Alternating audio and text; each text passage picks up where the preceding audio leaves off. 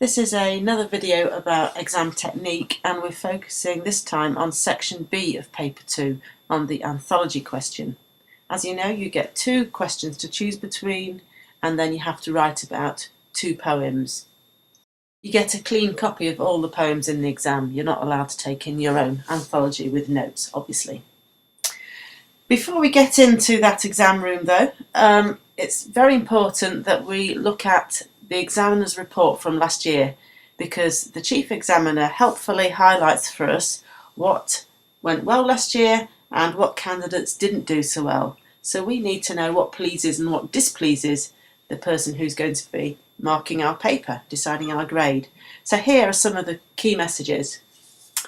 First of all, the examiner felt last year that candidates hadn't studied the poems. Now hopefully you'll think, great, this puts me at a big advantage. I've watched all the videos, I've got lots and lots of notes, I've studied the poems.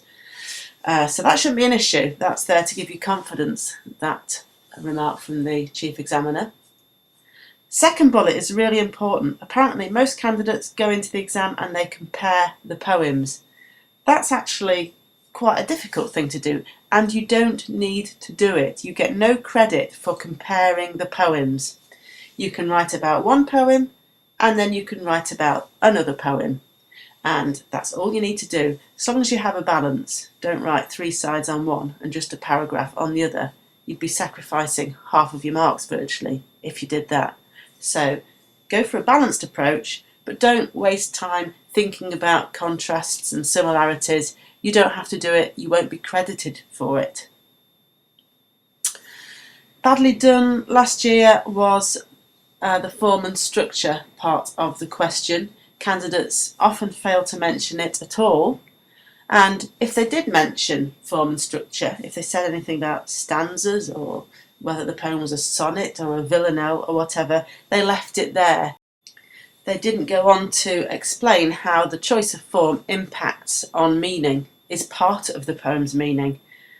So for example, if you say in the exam that Mother in a Refugee Camp is written in free verse, then you need to go on to complete the point by saying that the poet has chosen free verse because he is describing the chaos of war or the unstructured lives of people living in a refugee camp.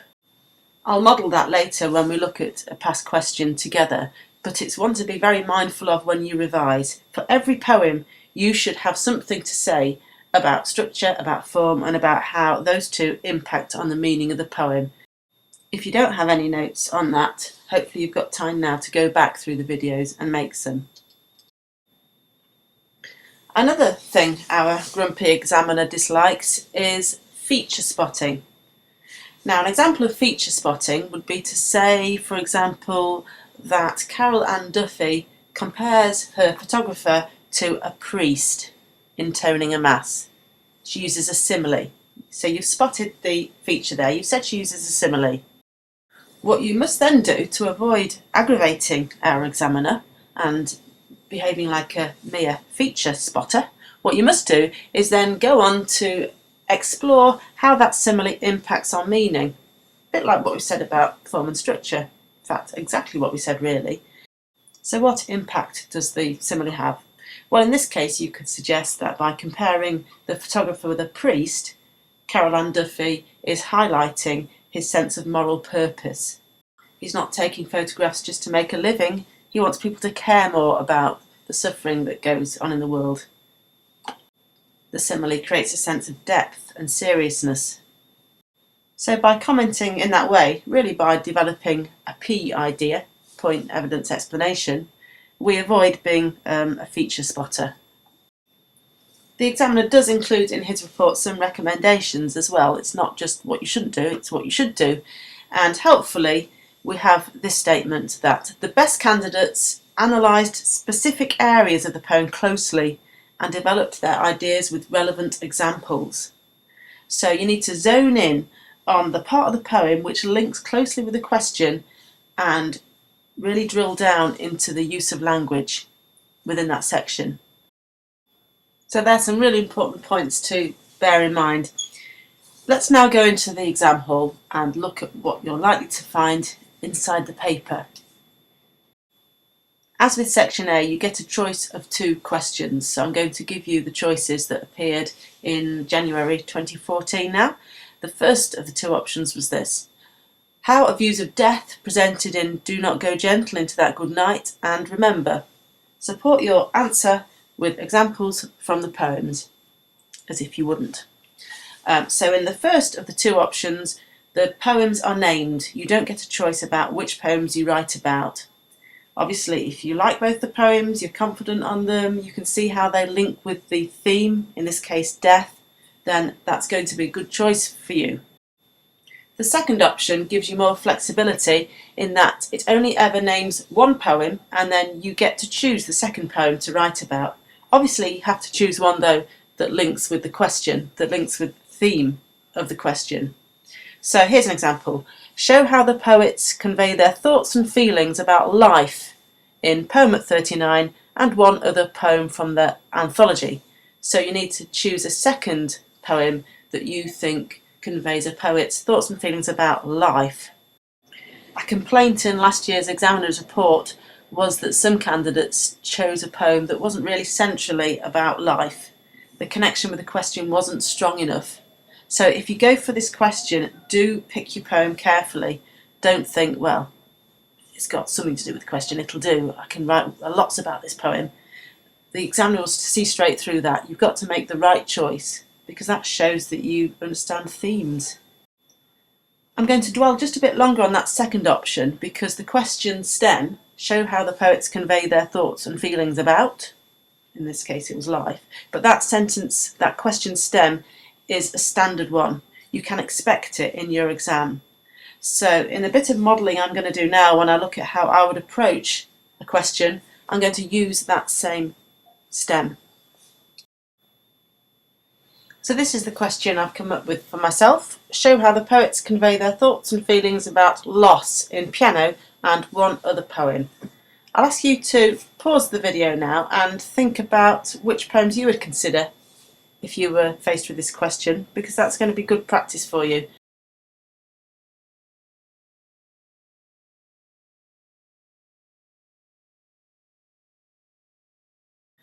There may be other options, but for me these are centrally about the theme of loss, and I think that's quite important when you're choosing because it gives you more to say. So La Belle dans son Massy is about a knight who's mourning the loss of his beloved.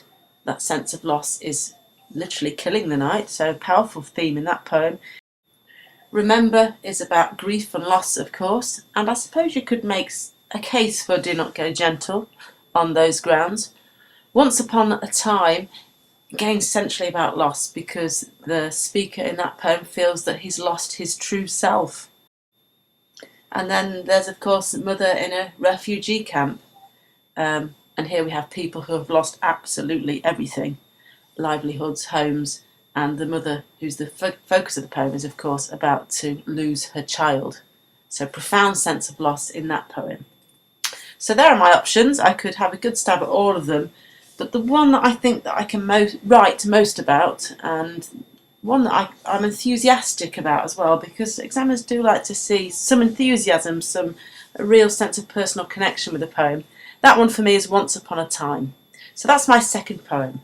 I'm going to write first about piano, as I'm asked to do in the question, and then I'm going to write about Once Upon a Time. I'm not going to bother comparing the 2. Now this is essentially an essay in 2 halves, so I'm going to plan my first half, the piano section, on my planning page, which I'm going to put a line through at the end of this exam. I'm going to plan that, and then I'm going to write about piano while it's fresh in my mind. Then I'm going to move on to my second poem, plan that in relation to the theme of loss, and continue the essay. Here's my piano plan then, and you can see that I'm sticking with stump, but obviously I'm linking the elements of stump with the theme of loss. Here's my paragraph on structure then, and notice that I try hard to do what the examiner asks us to do in his report, and I link my point about structure with a point about meaning. Piano is written in rhyming couplets. A simple rhyme scheme which emphasises the sweet simplicity of childhood, a feeling this poem conveys. Each stanza in the poem contrasts the cosy intimacy of the past with the difficult complexity of the present.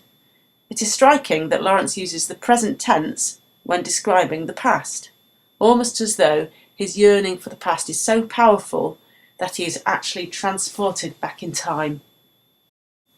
Moving through the STUMP acronym, we now arrive at the T of tone.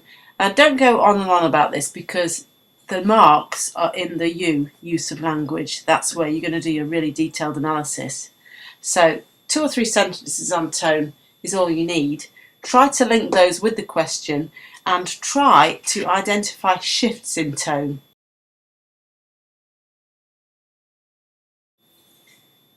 Here's my example. The theme of loss is central to this poem and the tone is therefore sorrowful. Its mood does change though. In the opening stanza, the poet is nostalgic for the past. By the close, he is weeping like a child. So in structure and tone, the U of STUMP stands for use of language, and here is where you show what you can do. This is your close analysis section. You're going to be looking at images, the poet's use of the senses. You're going to be spotting poetic devices, but not just spotting them. You're going to be talking about their impact on the reader. But you're going to be doing this within the section that links really closely with the question. Remember the quote from the examiner's report too. The best candidates analysed specific areas of the poem closely and developed their ideas with relevant examples. So that's another reason to zone in on a particular section and drill down into it. For me, in piano, it's the second stanza that really emphasises the theme of loss. So that's the one I'm going to focus in on. I'll read you the slide in a second, but notice the way I comment on poetic devices. Remember that examiner's report about feature spotting? There's no point in saying betrays me back is a phrase that uses alliteration. You must talk about how this use of sound effects, in this case, impacts on meaning. How does it change the tone of the poem? If you're talking about a simile, what impact does that have? Or a metaphor? Or repetition? Whatever device you're focusing on, please comment on why it's there, what is it doing, how is it changing the message or the meaning of the poem. So here's an example of how you might do that. The second stanza conveys Lawrence's feelings about loss most powerfully. It begins, "in spite of myself," which suggests an internal battle. The narrator doesn't want to return to the past and be reminded of all that he has lost. The comforting warmth of his mother who smiles as she sings. However, the insidious mastery of song betrays me back, and he has no choice. Mastery shows that the piano music is now in control. He cannot resist its power to trigger childhood memories.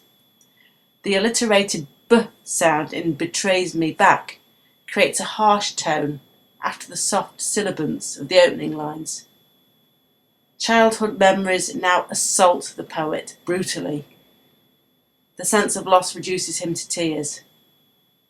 The heart of me weeps to belong suggests that what he misses most is intimacy, a feeling of close connection with a loved one.